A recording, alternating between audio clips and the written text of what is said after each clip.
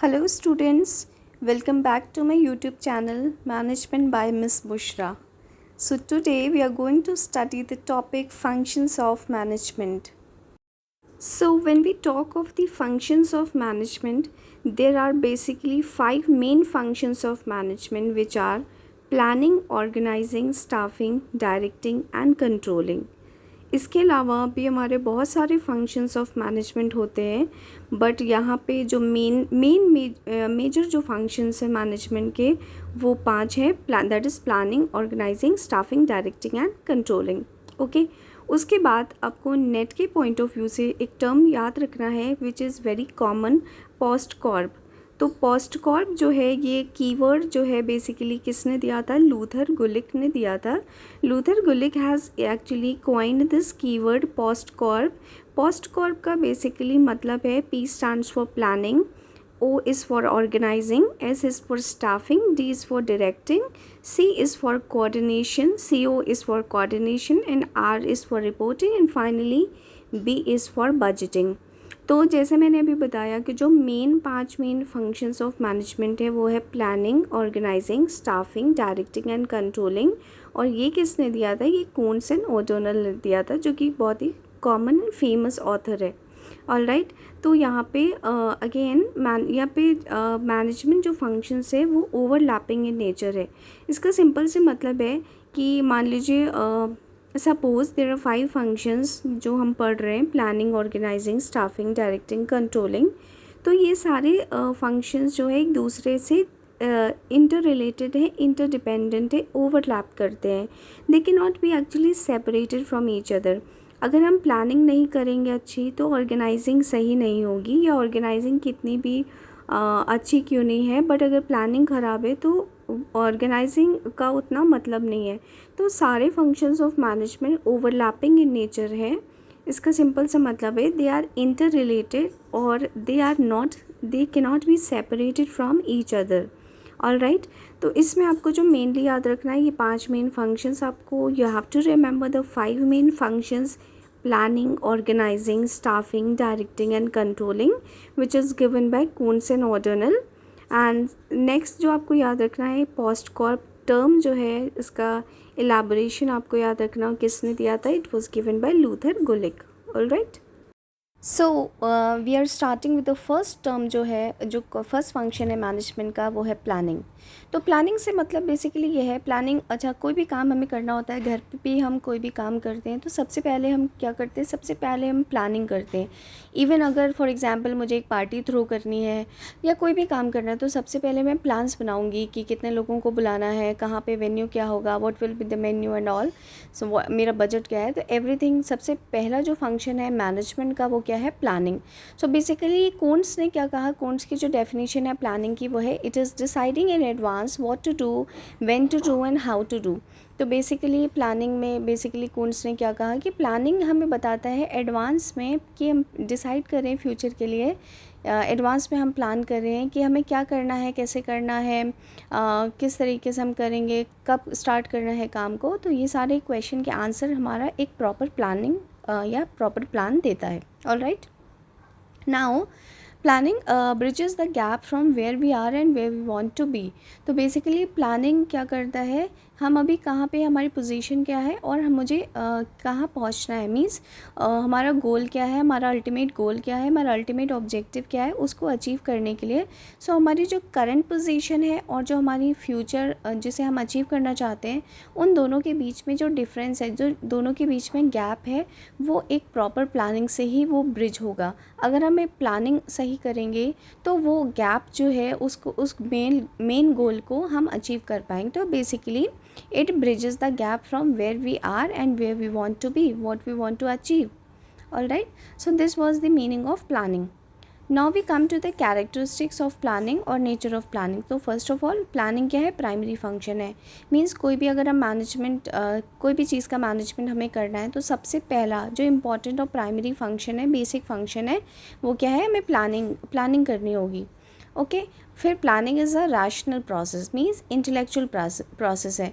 तो when ever you make any plans, जब भी आप कोई प्लान बनाते हैं तो आप अपने माइंड का, आप अपनी इंटेलेक्ट का, आप अपनी इंटेलिजेंस का यूज़ करते हैं, रैशनल जजमेंट लेते हैं। और जो पर्सन एक अच्छे से इंटेलिजेंस का यूज़ करेंगे, जो जितना रैशनल जजमेंट लेंगे, उनके प्लान्स उतने ही अच्छे होंगे, उतने ही सॉलिड होंगे।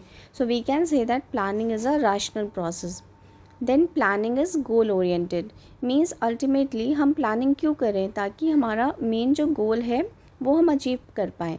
सो that is why we are planning. So planning is a goal oriented process. Okay, next is planning is all pervasive, means planning हर जगह प्रेजेंट है। मीन्स अगर आप घर पे कोई पार्टी थ्रू कर रहे, जैसे मैंने एग्जाम्पल कोट किया था, तो भी आपको क्या करना है, प्लानिंग करना है। अगर हम बिज़नेस के कंटेक्स्ट में बात करें तो स्मॉल ऑर्गेनाइजेशन है, मीडियम साइज़ ऑर्गेनाइजेशन है, लार्ज ऑर्गेनाइजेशंस है, प्राइवेट है, पब्लिक ऑर्गेनाइजेशंस है, स्कूल्स हैं, कॉलेजेस हैं, कंपनीज़ हैं, कॉर्पोरेट हाउसेस हैं, anything, let it be anything. तो हर जगह प्लानिंग की ज़रूरत है, प्लानिंग की नीड है। Means it is present everywhere, that is why it is pervasive. Pervasive word का मतलब है which is present everywhere. Okay, then we have planning is forward looking, means हम प्लानिंग क्यों कर रहे हैं, फ्यूचर को देखते हुए, फ्यूचर में हमें कुछ अचीव करना है, उसके अकॉर्डिंग हम प्लान कर रहे हैं। तो planning is future oriented. Then planning is continuous, planning is continuous in nature, means ऐसा नहीं है कि अगर आज मेरा एक काम हो गया या ये टास्क कंप्लीट हो गया तो मैंने प्लानिंग ऑर्गेनाइजेशन में करना बंद कर दिया। नो, जब तक ऑर्गेनाइजेशन रहेगा तब तक हमें डिफरेंट चीज़ों के लिए, डिफरेंट गोल्स को अचीव करने के लिए प्लानिंग करते ही जाना है। तो that is why it is we can say it is a continuous process. Okay, then planning is an integrated process. Planning जो है इंटीग्रेटेड प्रोसेस है बिकॉज वो बहुत सारी चीज़ों को लेके चलता है, बहुत सारी चीज़ें उससे बहुत सारी चीज़ों का ये सम अप है। मुझे बहुत सारे लोगों का फीडबैक, मुझे बहुत सारे लोग का फीडबैक लेना होगा, बहुत सारी चीज़ों को कंसिडर करना होगा, सारी चीज़ों का सम अप, सारी चीज़ों का कलेक्शन है प्लानिंग। तो it is an integrated process. Then planning involves choice. Obviously planning जब हम कर रहे हैं तो हमें चॉइस करना है। बहुत सारी चीज़ें माइंड में आएंगी, बहुत सारे लोग सजेशन देंगे, बट अल्टीमेटली हमें बेस्ट चॉइस करनी है जब हम प्लान्स बना रहे हैं। That is why it is said that planning involves choice. Okay, so now we have importance of planning. What is the importance of planning? तो बेसिकली, और जैसे right now we have discussed, जैसे हम कोई भी प्लानिंग करते हैं तो हम फ्यूचर को देख के करते हैं। कोई भी ऑर्गेनाइजेशन वो क्या गोल को अचीव करना चाहता है, वो कौन से ऑब्जेक्टिव को अचीव करना चाहता है, इसके लिए हम आज में प्रेजेंट में प्लानिंग करते हैं, ताकि हमारी प्रॉफिटेबिलिटी, ताकि हमारी परफॉर्मेंस इम्प्रूव हो सके, इन्हांस हो सके। ओके, तो we have some of the points which basically illustrate the importance of planning. So first is focuses on objectives. तो प्लानिंग का जो इम्पोर्टेंस है वो क्या है, ऑब्जेक्टिव को अचीव करने में हम प्लानिंग बहुत ही इम्पॉर्टेंट रोल प्ले करता है। तो it focuses on objectives. Then we have offsets, uncertainty and risk. इसका मतलब क्या है कि आप जब प्लानिंग करते हैं तो आने वाली जो कल को, क्योंकि फ्यूचर ओरिएंटेड है, तो जो अनसर्टेनिटी और रिस्क एसोसिएटेड है वो मिनिमाइज़ होता है, वो कम से कम होता है जितनी अच्छी आप प्लानिंग करेंगे। Next we have provide sense of direction. तो जब आप एक अच्छी प्लानिंग करते हैं तो आपको पता होता है कि आपको क्या अचीव करना है, किस रास्ते से जाना है, किस डायरेक्शन में जाना है। तो it basically provide sense of direction. Then next is provides guidelines for decision making. तो एक अच्छी प्लानिंग जो है, जितना अच्छा आप प्लान करेंगे तो जब आगे आपको डिसीजंस लेने होंगे तो उसकी एक तरीके से गाइडलाइन प्रोवाइड करते हैं planning. Okay, then we have increases organisational effectiveness. A good plan, obviously good planning जो है ऑर्गेनाइजेशन इफेक्टिवनेस को इन्हांस करेगा, उतना ही अच्छा ऑर्गेनाइजेशन होगा। Provides efficiency in operations. Obviously जितना गुड अच्छी प्लानिंग है, more better the plans are, उतने ही इम्प्लीमेंटेशन के चांसेस भी हैं कि ऑर्गेनाइजेशन में जब वो प्लान्स एक्चुअली में एग्जीक्यूट होंगे तो जो काम होगा, जो ऑपरेशंस होगा, वो उतना ही उसमें एफिशिएंसी होगी। Then it ensures better coordination. तो ऑब्वियसली प्लानिंग जो है आपस में दूसरे डिपार्टमेंट से कोऑर्डिनेशन इंश्योर करता है। Then facilitates control. Then it encourages innovation and creativity, क्योंकि ये अच्छे प्लानिंग जब होंगे तो ऑर्गेनाइजेशन के अंदर एक इनोवेशन क्रिएटिविटी भी इंकरेज करेगा। एंड फैसिलिटेट्स डेलीगेशन, कि अच्छा प्लान जो होगा वो आगे चल के ये भी इंश्योर करेगा कि जब हम अथॉरिटी और रिस्पॉन्सिबिलिटी को डेलीगेट करें तो उसमें भी आसानी रहेगी। तो सारी चीज़ें कहीं ना कहीं इंटर रिलेटेड है, और ये सारे जो थे वो थे importance of planning. Okay, next we come towards types of planning. तो टाइप्स ऑफ प्लानिंग की अगर हम बात करते हैं तो डिफरेंट बेसिस पे ये कैटेगराइज हो सकती है। जैसे on the basis of level यहाँ पे 3 टाइप की प्लानिंग है। कॉरपोरेट प्लानिंग जो बेसिकली कॉरपोरेट लेवल के लिए हो रही है।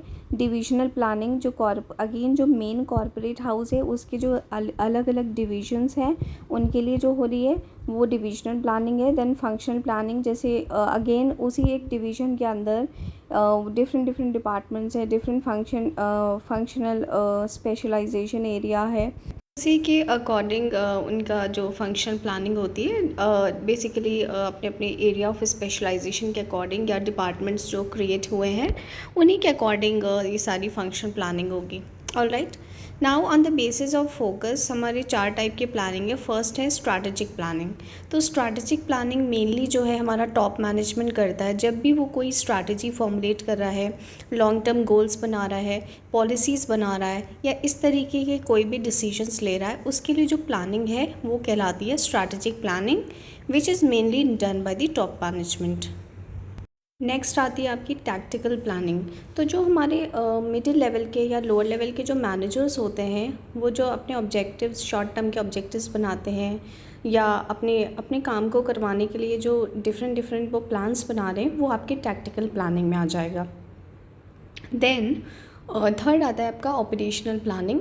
तो ऑपरेशनल प्लानिंग का सिंपल मतलब है जब हम ऑर्गेनाइजेशन के अंदर काम को हमें करवाना पड़ेगा, एक्चुअल में जब हम टास्क को परफॉर्म करवाएंगे लोगों से, तो उसके लिए हमें बहुत सारे स्टैंडर्ड, बहुत सारे शेड्यूल्स, प्रोसीजर्स बनाने होंगे, वो कहलाती है ऑपरेशनल प्लानिंग।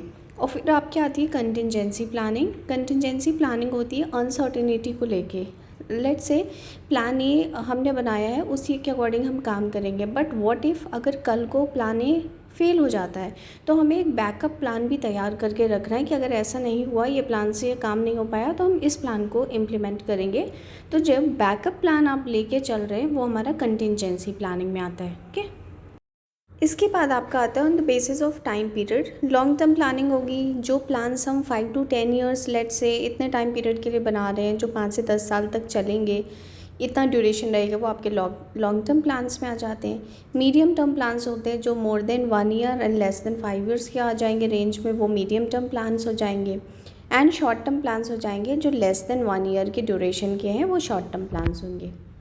नेक्स्ट इसके बाद आपका आता है प्लानिंग प्रोसेस। तो सबसे पहले प्लानिंग, अगर हमें अच्छे प्लान्स बनाने, अच्छी प्लानिंग करनी है, तो सबसे पहले हमारा क्या आता है, recognising the need for action. सबसे पहले हमें पता होना चाहिए कि प्लान्स बनाने की ज़रूरत क्या है, what is the need behind it. जब तक हमें नीड आइडेंटिफाई नहीं होगी कि हम ऐसा क्यों कर रहे हैं, क्यों हम प्लान बना रहे हैं, क्या हमें अचीव करना है, तो हम आगे प्रोसीड सही डायरेक्शन में नहीं करेंगे। तो first is recognising the need for action.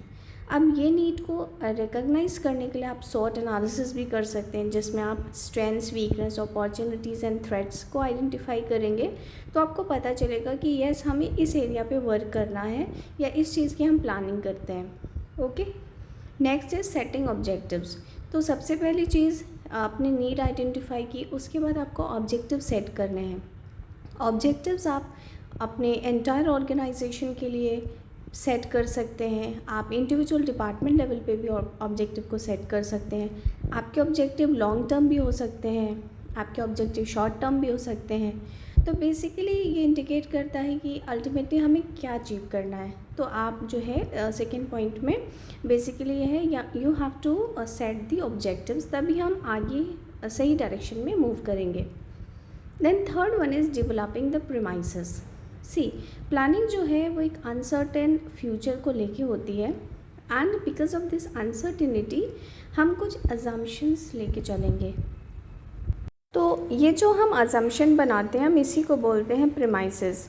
Assumption, जैसे आप कोई भी प्लान बना रहे हो, कोई भी चीज़ आप कर रहे हैं तो आप कुछ ना कुछ तो अज्यूम करके, कुछ ना कुछ तो मान के ही चल रहे हैं, राइट। तो आप कोई फोरकास्टिंग करके चल सकते हैं कि ऐसा होगा, हम ये मान के चल रहे हैं। कोई आपका बेस है, कोई एग्जिस्टिंग प्लान है, आप उसी के अकॉर्डिंग ही, उसी को बेस लेके आप प्लानिंग कर रहे हैं। या पास्ट में फॉर एग्जांपल आपके ऑर्गेनाइजेशन की जो प्रीवियस पॉलिसीज़ रही हैं, आप उसी में कुछ उसको बेस लेके आप जब प्लानिंग करने चलते हैं, यानी कि कुछ अजम्पशन जो आप लेके चल रहे हैं वही कहलाता है आपका premises. So you need to develop the premises. Next जो आता है वो है आपका आइडेंटिफाइंग दी ऑल्टरनेटिव्स। तो अब जब आप प्लानिंग करेंगे तो आपको उस प्लान को आगे ले जाने के लिए या ऐसा काम करने के लिए बहुत सारे ऑप्शंस होंगे, बहुत सारे ऑल्टरनेटिव्स होंगे। तो वो सारे ऑल्टरनेटिव्स काम को करने के लिए, ऑब्जेक्टिव्स को अचीव करने के लिए आपको आइडेंटिफाई करने हैं। Okay, next is examining the alternative courses of action. अब आपने जो ऑल्टरनेटिव्स को आइडेंटिफाई किया है, अब आप उसको एग्जामिन करेंगे, उसको एनालाइज करेंगे कि सबसे बेस्ट आपके लिए कौन सा रहेगा। डिफरेंट चीज़ों को लेके, सबके plus minus, pros and cons को कंसिडर करते हुए आप सारी ऑल्टरनेटिव्स को एग्जामिन करते हैं। नेक्स्ट आता है सेलेक्टिंग द अल्टरनेटिव। नाउ जब आपने प्रॉज एंड कॉन्स सबको वे कर लिया, सारी चीज़ें देख ली, तो अब आपके सामने आप चूज़ करोगे जो मोस्ट फीजिबल प्लान पड़ रहा है। हर एस्पेक्ट को कंसिडर करते हुए, हर चीज़ को कंसिडर करते हुए आप जो है बेस्ट अल्टरनेटिव को चूज़ करेंगे, सेलेक्ट करेंगे। देन आता है फॉर्मुलेटिंग द सपोर्टिंग प्लान। अब आपने एक बार एक्शन प्लान जो भी आपने सेलेक्ट किया, जब आप उसको इम्प्लीमेंट करेंगे तो आपके जो मैनेजर्स हैं they will also come up with one or more supporting plans. Now these secondary plans help the implementation of the main plan. जैसे इसका बेसिकली मतलब ये है कि आपने जो भी प्लान फाइनलाइज किया है, आप उसे जब इम्प्लीमेंट करेंगे तो साथ में आपके जो मैनेजर्स हैं वो आप उसी का एक सपोर्टिंग प्लान लेके आएंगे जो हेल्प करेगा इस प्लान को इम्प्लीमेंट करने में। फॉर एग्जांपल, जैसे एग्जांपल में हम इनकोट किया है कि plans to hire more people, train personnel, expansion of the office etcetera are supporting plans for business expansion. जैसे आपका प्लान क्या है कि आपने बिज़नेस एक्सपेंशन करना है, तो बिज़नेस एक्सपेंशन आपने प्लानिंग करी है, तो आपको ज़्यादा लोग चाहिए होंगे, आपको उनकी ट्रेनिंग करनी होगी, आपको उन्हें डेवलप करना होगा। तो ये सारी चीज़ें क्या होगी, आपके जो आपने बिज़नेस एक्सपेंशन का प्लान किया है फाइनल कि we will do business expansion, उसको करने के लिए ये सारे सपोर्टिंग प्लान्स हमें चाहिए। हमें एक अच्छी रिक्रूटमेंट टीम चाहिए जो अच्छे लोग को हायर करे, ज़्यादा लोग को हायर करे। हमें उन्हें ट्रेनिंग, उन्हें डेवलप करना है, ट्रेन करना है। ये सारी चीज़ें आपकी क्या आ जाएंगी, सपोर्टिंग प्लान्स में। Okay, now the last one is implementation of the plan.